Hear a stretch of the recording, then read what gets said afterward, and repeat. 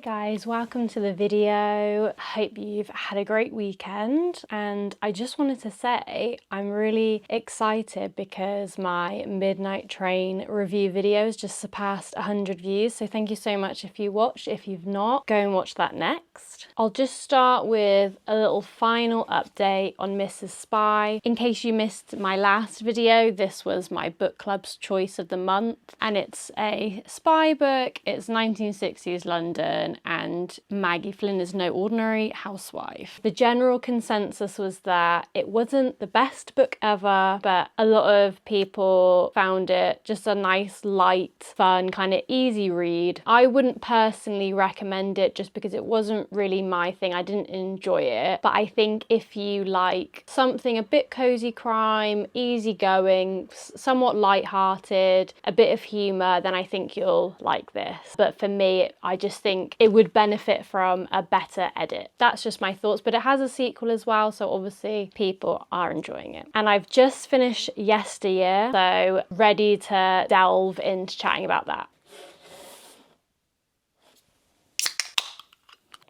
Okay, so Yesteryear by Caro Claire Burke. This book is about Natalie, who is a traditional Christian woman with traditional Christian values, and she starts a YouTube channel, she starts social media to present her life in this really traditional kind of trad wife vibe. She's presenting to her followers as if she's living a really traditional old-fashioned life, but actually she's got a whole team behind her. The farm that she lives on with her family has a whole team of workers, she has nannies, she has a producer. So a lot of the book centers on the difference between her online life and her real life until she wakes up one morning and she finds that she's actually living in the era that she's been glamorizing online, and she's got no escape from it. Straight away with this book, I felt really gripped. Like from the first few pages, Natalie is immediately interesting as a character, clearly complex from the offset. We're introduced to her as a child and we're taken through her education journey when she meets her husband Caleb, and then how she begins her channel and amasses her followers. This book really effectively weaves the two timelines of moving through her life and the present where she finds herself stuck in the olden days. I love when a book weaves those timelines together really well. I found that with The Marriage Portrait as well, which I love, and Project Hail Mary. Both of those do it well as well. So you know what's going on in the present and you're bit by bit piecing together how they've ended up where they have. So like I said, Natalie is such a brilliant character. She's not a brilliant person, but she's so interesting and complex, and you can't help but laugh at some of the things she says, but you also gasp at some of the things she says because she's so terrible that at times you just love to hate her. But also, there's also times where you pity her and you almost sympathize. You're able to piece together kind of parts of how she's come to be who she is. And there are moments where she's kind of got two paths she could go down and you really root for her to take the right one. And every time she kind of takes the wrong one, and every chance she has to be a better person, she doesn't take. It's such an entertaining read. The first 100 pages just flew by for me because I just thought it was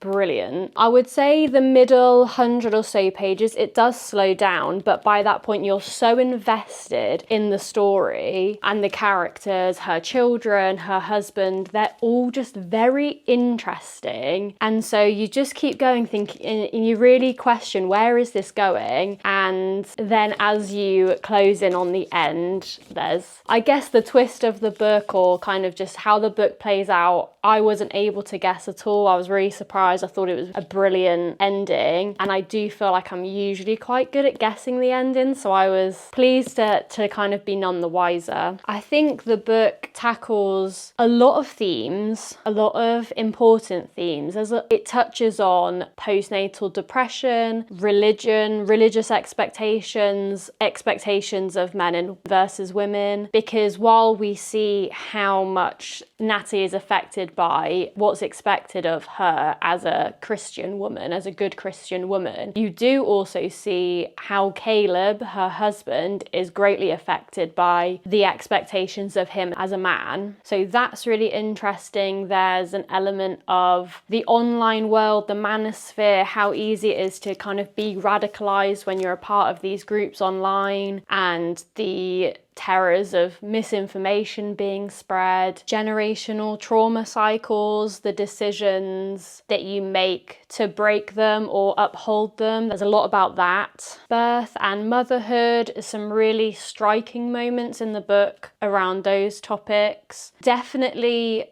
kind of taboo experiences, I think. Obviously with Natalie, if you read it or if you've read it, you'll know that they're quite extreme examples, but there's still a lot of expectation around birth and motherhood that can be quite damaging. So I just think this is a brilliant book. The writing I thought was top quality, so good, really gripping, a true page turner, and I just thought it really packed a punch in so many ways. I would absolutely recommend this. I think if you enjoyed something like Yellowface, where you're kind of reading someone that's quite terrible, I think you'd love this. And I think I thought it would be more thriller-esque, which I would say it wasn't. There's definitely dark moments, but it's nothing full on. So I think don't be put off if you maybe got the impression also that it was more thriller vibe. So yes, absolutely loved this book and would recommend. As for what I'm reading now, it is The Artist by Lucy Steed. So this is a book set in 1920s Provence.